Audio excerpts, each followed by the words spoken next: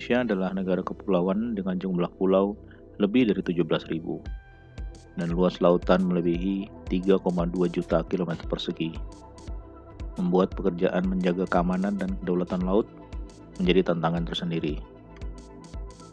Keterbatasan jumlah kapal, teknologi, dan kemampuan kapal adalah beberapa di antaranya.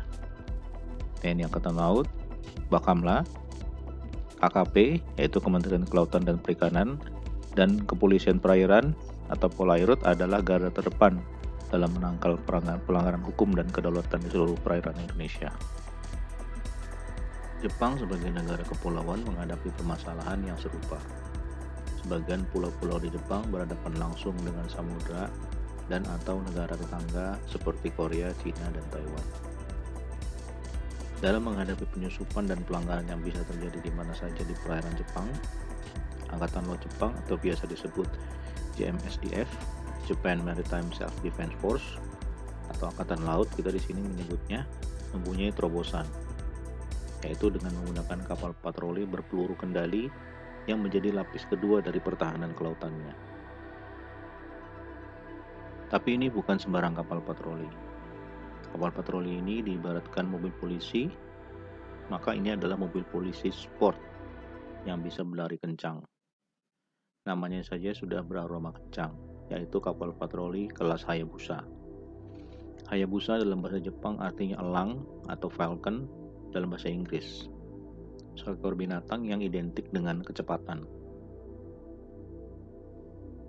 Kapal ini dibuat oleh galangan kapal Mitsubishi Heavy Industry di Shimonoseki, Jepang.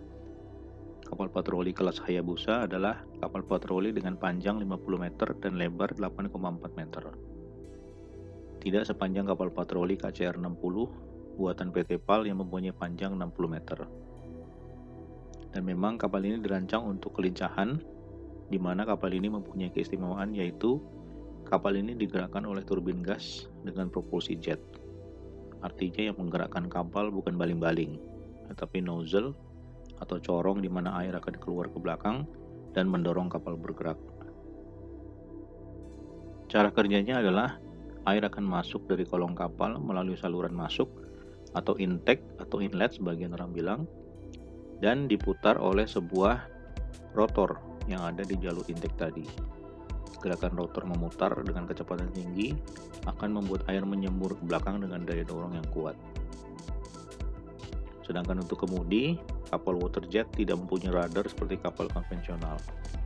Sebagai gantinya, arah kapal dikendalikan melalui arah semburan air yang keluar dari outlet atau corong. Jika kapal akan berbelok, terdapat tutup yang bisa dirubah sudutnya agar mengarahkan kapal ke arah tertentu. Karena kapal ini tidak mempunyai baling-baling dan radar, maka kapal ini bisa dioperasikan di mana saja, di samudra maupun di perairan di seputaran pulau-pulau yang lautnya cukup dangkal. Kapal kelas Hayabusa mempunyai 3 mesin turbin yang menghasilkan tenaga 16.200 tenaga kuda. Berat kapal adalah 200 ton dan diawaki oleh 21 orang kru.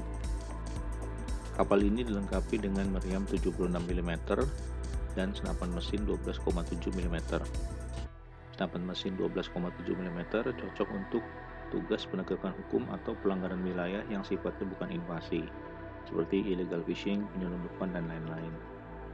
Sementara untuk peperangan, di samping meriam 76 mm tadi, kapal ini juga dilengkapi oleh rudal permukaan ke permukaan tipe 90, yaitu rudal buatan Jepang dengan basis rudal Harpoon.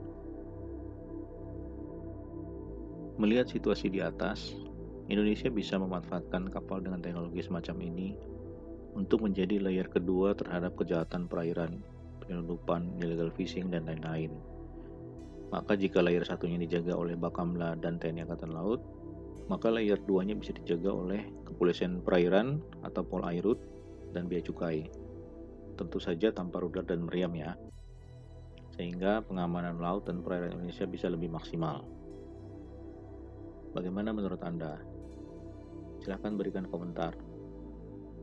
Jangan lupa untuk like dan subscribe ya. Terima kasih.